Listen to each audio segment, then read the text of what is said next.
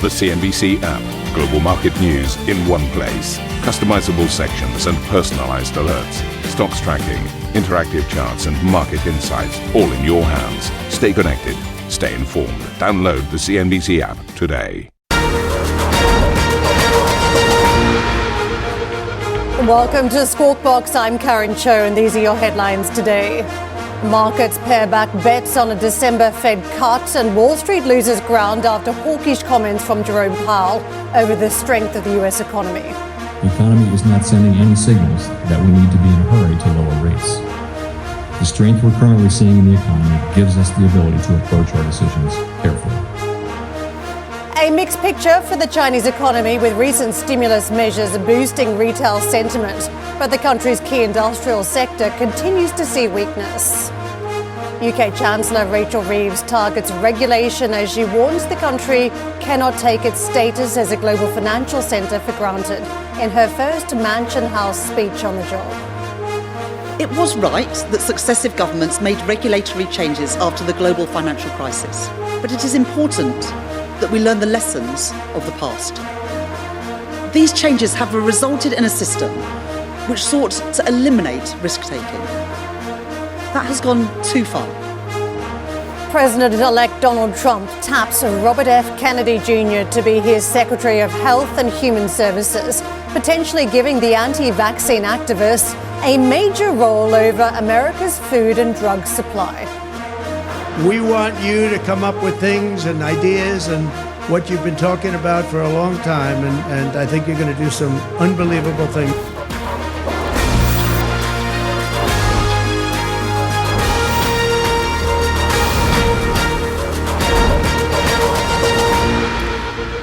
Happy Friday, everyone. We made it to the end of the week. It's been a busy old one when we talk about appointees that President-elect Trump is talking about and what that means for market implications. But of course, there's a bit of Fed as well as we talk about the central bank, and Fed Chair Jerome Powell painted an upbeat assessment of the US economy, saying he sees continued strength in the labour market alongside, quote, broad-based progress on inflation.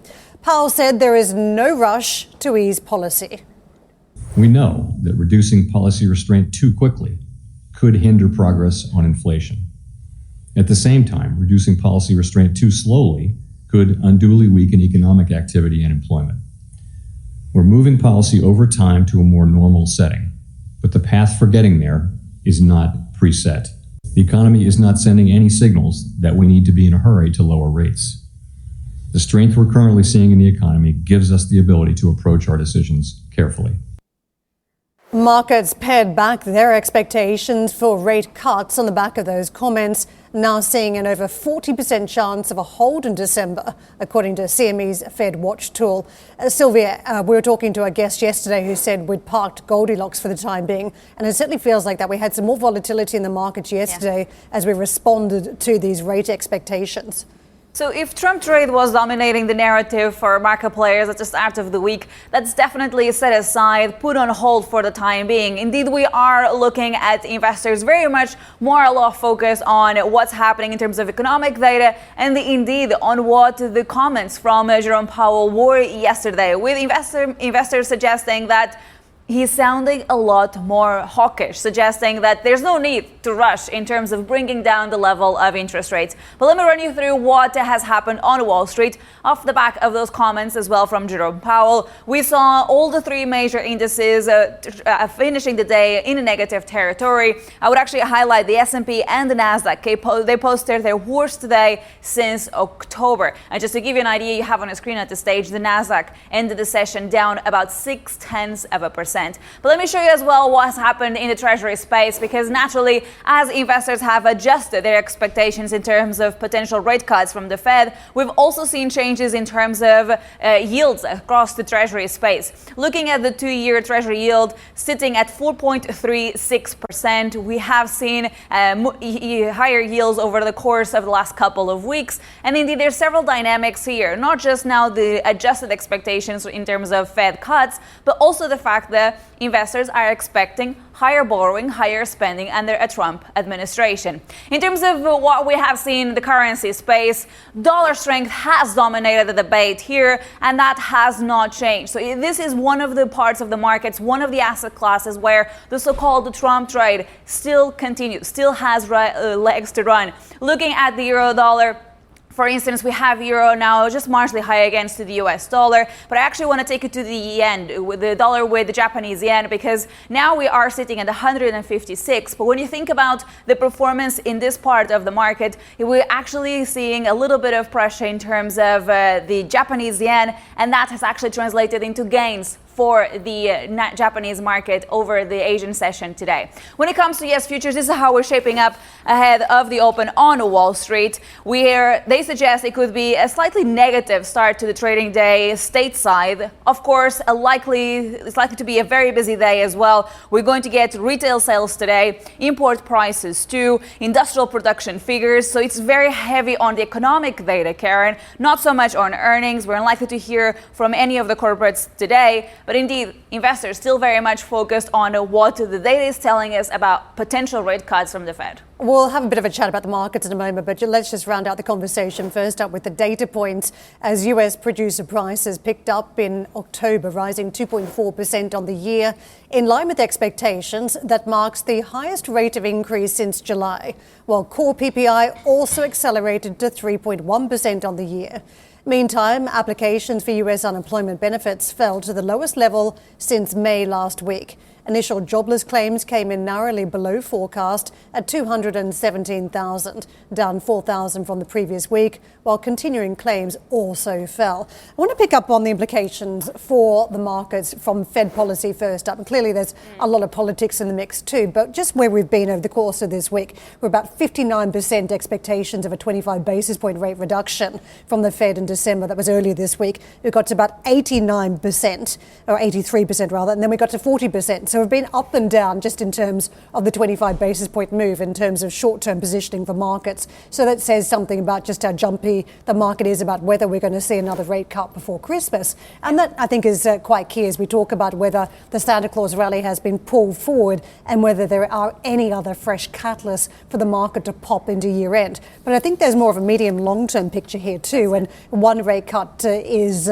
probably irrelevant if you're a long-term investor. What is relevant is where we end up. But if you look at some of the changing expectations, as of September, officials are saying 2.9% is where we'll end up in 2026 on rates. Now the market's saying we could be at 3.9% there. So as we talk about the neutral rate, where we sit, where we're not stimulating and we're not contracting, there is a view with the Trump administration coming in, we could be higher on that level, which impacts where we end up on the terminal level for rates. It's interesting how even the comments from Jerome Powell seem to have changed slightly, even in the space of just a couple of days, because I was actually reading his comments on how, one or two pieces of data were not going to change the dynamics very much for the Fed, that they were still on track to bring down the rates. However, yesterday's comments seemed a lot more bullish, no rush whatsoever to bring down the level of interest rates. At the same time, I believe the investors are wondering if there is scope here for another rate cut before we actually see Donald Trump actually arriving at the White House. And I believe that is the key question here, because it is indeed just one meeting, just one question, but it does set the tone before we get a new administration in place, where you have at the moment some investors considering the fact that perhaps a Trump administration could lead to a 5% level in the 10-year Treasury yield. Are we going to see a massive increase in yields as a result of more protectionist measures from Donald Trump? It remains to be seen. And then the following question I have on that is, at what level will actually equity investors start worrying about this? When will the concerns within the bond market actually translate into losses for equities? Let's thread some of those ideas together, because Powell's comments yesterday in relation to Trump and tariffs, what the impact could be on the economy, is like, didn't want to speculate, didn't want to get political here, but the answer, he said, is not obvious until we see the actual policies. So we've got a central bank here saying we can't see, there's no visibility until we see these actual policies. No wonder he's saying there's no rush to get going and cutting interest rates further. Of course, he was talking about the data, but in the context where you cannot see ahead of you for the next 12 months and what the implications of that policy could be, no wonder there is no rush towards cutting rates, number one. Number two, if you think about markets, and you were talking about whether they could take fright, what is the downside potential? The market's trading at 38 times cyclically adjusted earnings. That is 3 standard deviations above CAPE's historical average and the most expensive 95th percentile on that measure. Yeah. So in that context, this is a market that hasn't cared around valuations. It wanted to be involved in risk on assets, to trade the Trump bump, to trade AI hype. It hasn't cared, but at some point, does it care, and does it take fright on the news flow? I would actually go back to the comments from Jerome Powell in the sense that there's no visibility, right? And I find that quite puzzling, really, when you have a central bank trying to plan the following months. Because it seems that Jerome Powell, he's not being, perhaps as vocal as he would like to be. But when you hear Andrew Bailey speaking yesterday, he was very clear that he's supportive of free trade and that more protectionist measures from stateside could have implications for the UK economy. So even if we're not actually getting, perhaps a lot of color or a plan from Jerome Powell for the time being, other central bankers are watching and they are being vocal about how this is a concern for them. I'm glad you mentioned Europe, because over the last week or so, it has been a real pivot back to the US market. We've seen a very strong bump in those US boards, but that's come unstuck just in recent sessions. But curiously, the beneficiary seems to be Europe. In the opposite vein, last week we were on the back foot. We really couldn't catch a bid at all. And it feels as though the gains that you see in Europe come at the expense of the United States, but very much vice versa. As soon as Trump was elected, it was all about the US markets at the expense of European markets. So is that starting to stabilize now, would be my question. I've been asking the question whether the Trump trade is over. And one analyst on Street Signs the other day told me that this is just a pause. So I guess we'll find out in the coming weeks. But still some bullishness. Hold your breath. Yeah, hold your breath. You can check out more of Fed Chair Powell's comments on rates and the US economy on CNBC.com. And we'll hear from the Chicago Fed President, Austin Goolsbee, later today. Don't miss that first on CNBC interview at 1:30 p.m. GMT. The latest key data release out of China paints a mixed picture on how the government's stimulus drive is bolstering the economy. Retail sales came in strong while industrial production rose, albeit below estimates. But China's slump in real estate investment worsened, seeing its sharpest year-to-date decline in over 3 years. A quick look at those Asian markets for the Friday session. We have got modest gains on Japanese stocks, ticking north by more than 200 points, or just over 0.5%.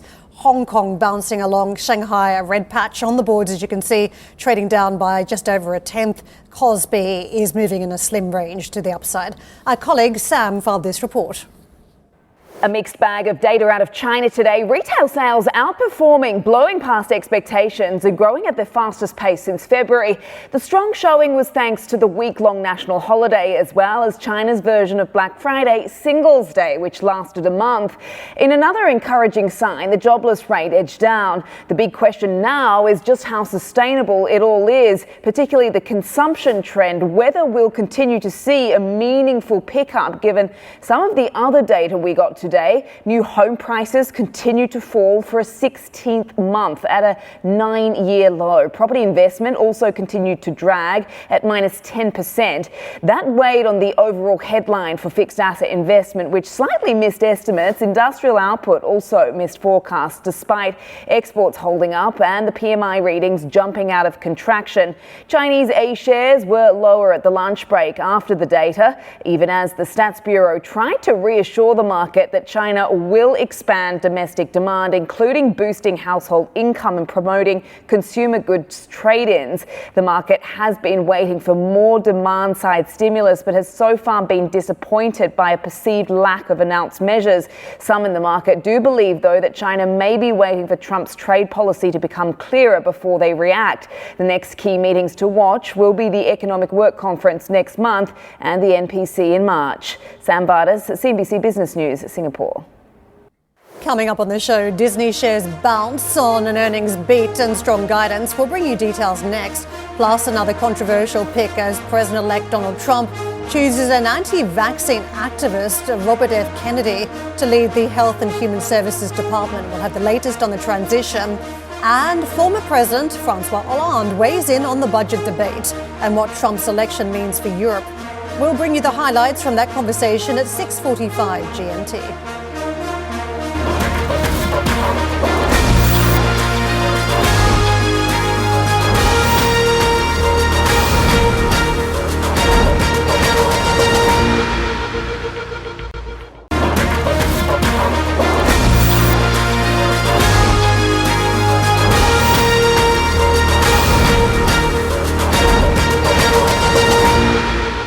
Disney shares closed over 6% higher after the company issued a bullish outlook projecting double-digit profit increases for 2026 and 27. The House of Mouse also posted a beat on both sales and profit in the fourth quarter, driven in part by a better performance at its streaming and studio units. Our colleague Julia Borston filed this report. Disney's top and bottom line beat was driven by $253 million in direct-to-consumer profits. That was nearly double what the street expected, showing that Disney Plus cost controls are paying off. But the segment's revenues were a tad light. Disney Plus core subscribers added 3 million more than anticipated, while revenue per user fell short of estimates. But that streaming strength helping overcome a far bigger than expected 38% drop in linear network profits on lower affiliate and lower ad revenue due to cord cutting and also viewership declines. Profitability at domestic parks also benefited from cost controls and higher overall guest spending. However, attendance was only comparable to last year's levels. Guidance for high single-digit earnings growth in Disney's new fiscal year looks stronger than street expectations, driven by continued improvement in its direct-to-consumer business. The company is saying it'll see an approximately $875 million improvement in direct-to-consumer operating income in this next fiscal year. Disney also projects earnings growth to accelerate to a double-digit rate in each of the next 2 years. Julia Borston, CNBC Business News. And meantime, we're speaking to our colleagues in the States. CFO Hugh Johnson explained the company's decision to provide the guidance. And we see a consumer that's slowly but steadily likely to get better, and that's certainly embedded in the guidance. Beyond that, with the significant investments that we've made to build a DTC business, and we need to remember, it's only been 5 years since we started that business, so it's relatively new.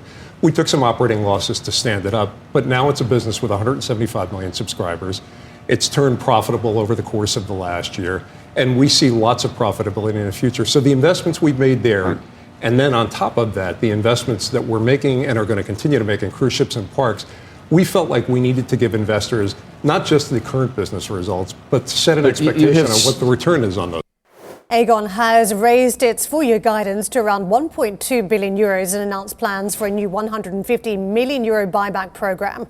The Dutch insurer posted 336 million euros in operating capital generation for the quarter, better than analyst estimates. Lard Fissé joins us now, the CEO of Aegon. Thank you so much for joining us again, Lard. Let's just get into the guidance first up. You were sitting up at about 1.1 billion previously on the expectations, now 1.2 billion euros. What is behind the increase in the guidance today? Good morning, Karen, and thanks for having me back on the show again. Today we're providing the market with a solid trading update where our operating capital generation comes in indeed at 336 million, which is a very strong number, which allows us to upgrade the guidance for the full year, as you mentioned, to 1.2 billion. It is basically a proof testament to the underlying strength of our business performance. On top of that, the cash capital position of our operating units are strong. The cash capital position at the holding allows us to launch another share repurchase program of 150 million today, in addition to the 200 million share repurchase program that we launched earlier this year. Commercially, I would say the picture is a little bit more mixed with strength in areas like asset management, the workplace business in the UK, the growth of 19% in the number of agents in WFG, our network in the US, to 82,000 agents now. But also some weaker spots, for instance, in Brazil, where the business is suffering from some interest rate headwinds. But overall, I would say it's been a solid trading update, which demonstrates that the transformation of Aegon is well on its way. Lard, last time we caught up, we were having somewhat of a grim conversation as the numbers were impacted by a higher death rate in the United States. Was that still a feature in the numbers today? I mean, if you look at the interest rates in the US, I mean, the 10 years now at 4.5. What I've mentioned at that time, and I continue to mention that, is that, you know, interest rates for us up is, of course, better than interest rates down. But at the same time, what is even more important for the company is that interest rates demonstrate a stable pattern. And in 2023, there was a lot of volatility. We discussed that at that time with you, and that is never helpful for the life insurance industry. But what we're seeing now is a pretty conducive overall environment. Lard, I think we're at cross purposes there. I mentioned the mortality rate in the United States.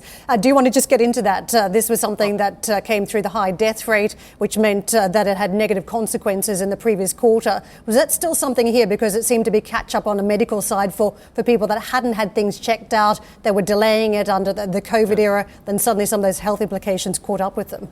Yes.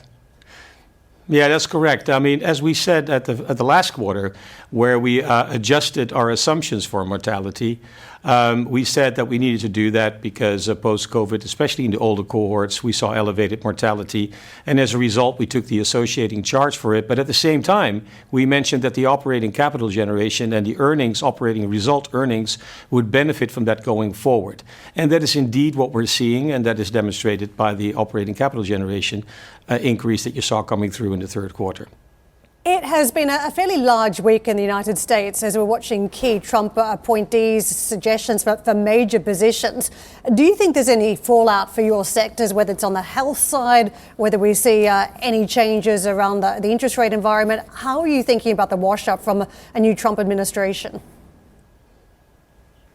I think it's a bit too early to tell, quite frankly. Transamerica, our large subsidiary in the United States, has it's in existence since 1909, and it has throughout the decades always worked very constructively with both Democratic administrations and Republican administrations. And yeah, like we're looking forward to also have a constructive relationship with the next administration under new President Donald Trump.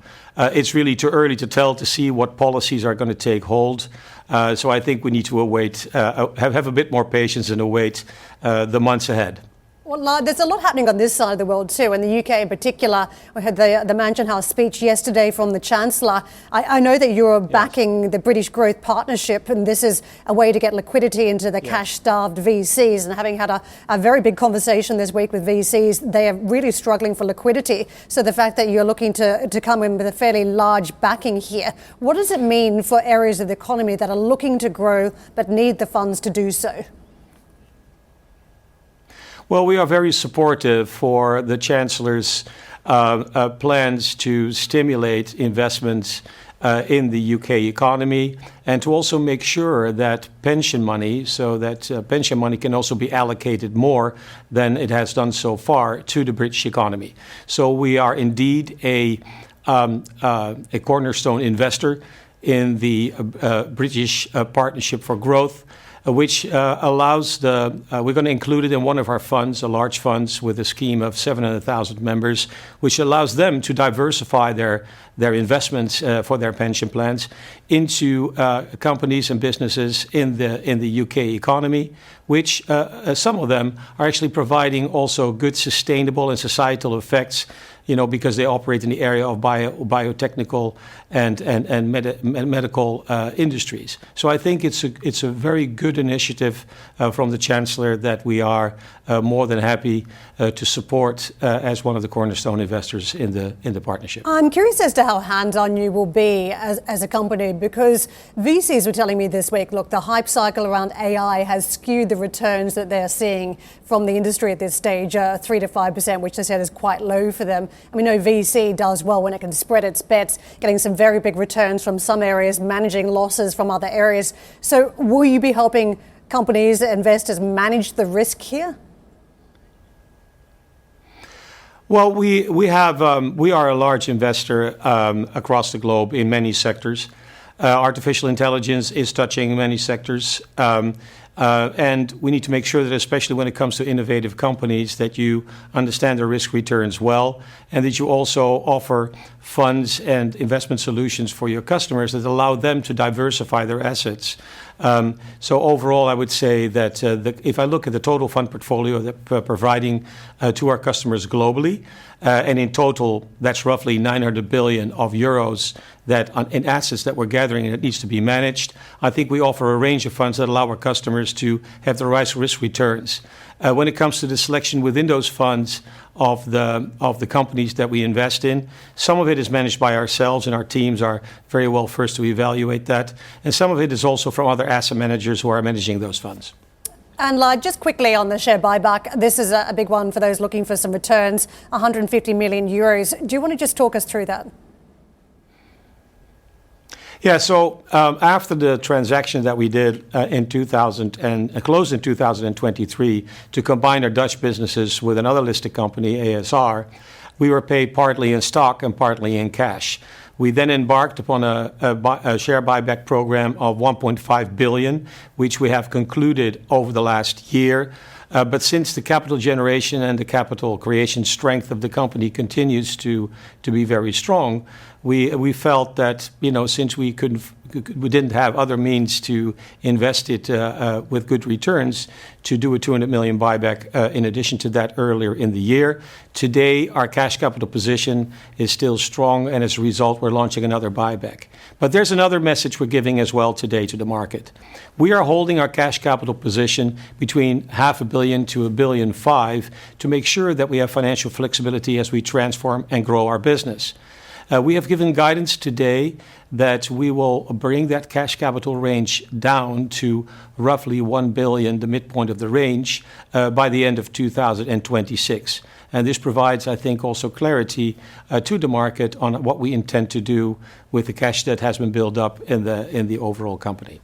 Lard, thank you so much for sharing that message with us and joining us on the back of numbers. Lard Friese with us, the CEO of Aegon. Thank you for listening to Squawk Box Europe Express. For more market-moving news, you can head to CNBC.com. Or join us again on the show with Steve Sedgwick, Karen Cho, and myself, Arabi Lekumete, weekdays on CNBC.